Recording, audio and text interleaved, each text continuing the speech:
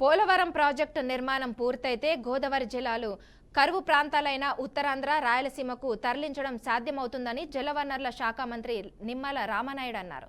ఇవాళ పోలవరం ప్రాజెక్టు వద్ద ఎగువ కాపర్ డ్యాం బలోపేతం చేసేలా నిర్మిస్తున్న బట్రస్ డ్యాం గ్యాప్ టు డివాల్ పనులను పరిశీలించారు. అనంతరం ప్యానల్ ఆఫ్ ఎక్స్పర్ట్స్ టీంను మంత్రి నిమ్మల కలిశారు. పోలవరం ప్రాజెక్టు 2027 డిసెంబర్ నాటికి పూర్తి చేయాలనే లక్ష్యం పెట్టుకున్నామని నిపుణుల కమిటీకి తెలిపారు.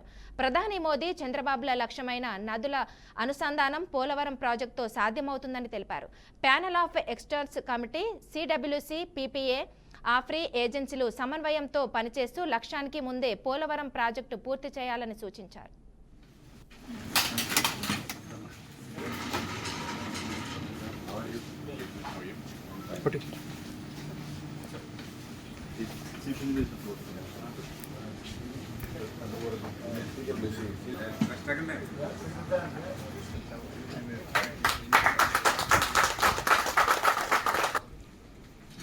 అధికార మార్పిడి అనేది చంద్రబాబు నాయుడు గారితో అభివృద్ధి వైపు వెళ్తే, అధికార మార్పిడి అనేది జగన్మోహన్ రెడ్డి ద్వారా విధ్వంసం వైపు వెళ్ళినటువంటి పరిస్థితి. దానికి ఉదాహరణే మన పోలవరం ప్రాజెక్టు. 2021కి పూర్తవ్వాల్సినటువంటి పోలవరం ప్రాజెక్టు గత వైఎస్ఆర్సిపి పాలన విధ్వంస ఫలితంగా ఆ రోజు ఉన్నటువంటి ముఖ్యమంత్రి కానీ, ఆ రోజు ఉన్నటువంటి ఇరిగేషన్ శాఖ మంత్రులే స్వయంగా చెప్పారు, పోలవరం ప్రాజెక్టు ఎప్పటికీ పూర్తవుతుందో చెప్పలేమని చెప్పి పోలవరాన్ని ప్రశ్నార్థకం చేసినటువంటి పరిస్థితి గత పాలనలో మనందరం కూడా చూసినటువంటి స్థితి. 2021 జూన్ అన్నారు, 2021 డిసెంబర్ అన్నారు, 2022 జూన్ అన్నారు. మళ్ళీ ఇది పూర్తవుతుందో లేదో చెప్పలేమనేటువంటి స్థితికి పోలవరాన్ని నెట్టేశారని అంటే వాళ్ళ విధ్వంస పాలన ఏ రకంగా ధ్వంసం జరిగింది అనేది మనకు అర్థమవుతున్నటువంటి పరిస్థితి. మళ్ళీ ఈరోజు మీ అందరి ఆశీర్వాదంతో వచ్చినటువంటి తెలుగుదేశం, జనసేన, బీజేపీ, ఎన్డీఏ ప్రభుత్వ కూటమి, నారా చంద్రబాబు నాయుడు గారి సారథ్యంలో ఈ పోలవరానికి అత్యంత ప్రాధాన్యత.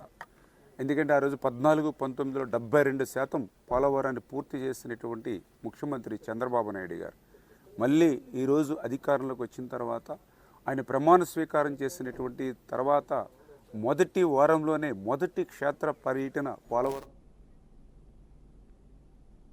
ఆంధ్రుల హక్కు విశాఖ ఉక్కుతో కేంద్ర ప్రభుత్వం ఇంకా చెలగాట మారుతూనే ఉందని వైఎస్ షర్మిల ఆరోపించారు. స్టీల్ ప్లాంట్ను ప్రైవేట్ వరం చేసి కుట్రలకు ఆజ్యం పోస్తూనే ఉందన్నారు. విశాఖ స్టీల్ ప్లాంట్ రిలే నిరాహార దీక్ష శిబిరంలో పాల్గొని కార్మికులకు సంఘభావం తెలిపారు. స్టీల్ ప్లాంట్కు ప్రైవేటీకరణ చేయమని స్పష్టమైన నిర్ణయాన్ని కూటమి సర్కార్ ప్రకటించాలని షర్మిల డిమాండ్ చేశారు. రాష్ట్రంలోని కూటమి పార్టీలను ఏపీ కాంగ్రెస్ పక్షాన డిమాండ్ చేస్తున్నామని చెప్పారు. స్టీల్ ప్లాంట్ ప్రైవేటీకరణ లేదని కేంద్ర ప్రభుత్వం తక్షణమే క్లారిటీ ఇవ్వాలన్నారు.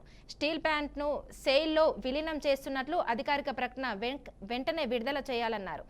భవిష్యత్తులో స్టీల్ ప్లాంట్కు ఇబ్బంది రాకుండా ప్రత్యేకంగా సొంత గన్లను కేటాయించాలని కోరారు.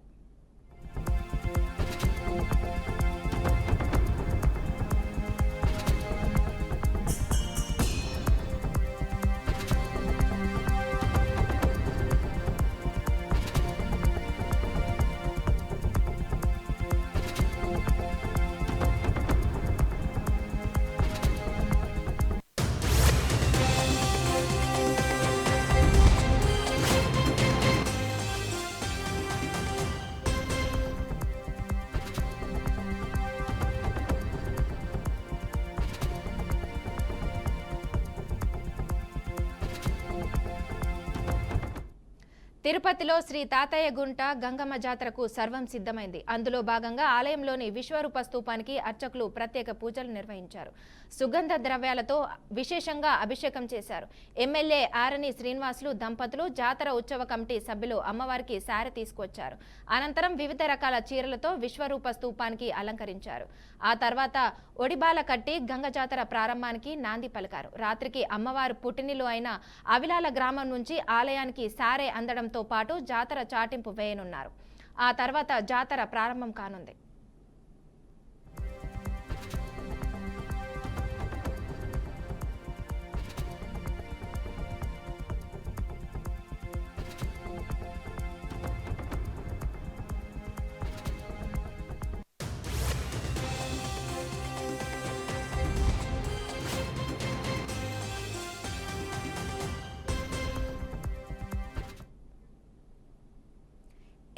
పీసీసీ చీఫ్ ఖర్గే ఎక్స్ వేదికగా ప్రధాని మోదీపై సంచలన ఆరోపణలు చేశారు. పహల్గాం ఉగ్రదాడి సమాచారం మోదీకి ముందే ఉందని అన్నారు. మోదీకి ఇంటెలిజెన్స్ నివేదిక ఇచ్చినట్లు సమాచారం ఉందని మండిపడ్డారు. అందుకే కశ్మీర్ పర్యటనను మోదీ రద్దు చేస్తున్నారని ఖర్గే విమర్శించారు. देश में जो चल रहा है वो सब आपके सामने है। 22 तारीख को देश में एक बहुत बड़ा भयंकर आतंकवादी हमला हुआ। 26 बेगुनाह लोग मारे गए और सरकार ने ये माना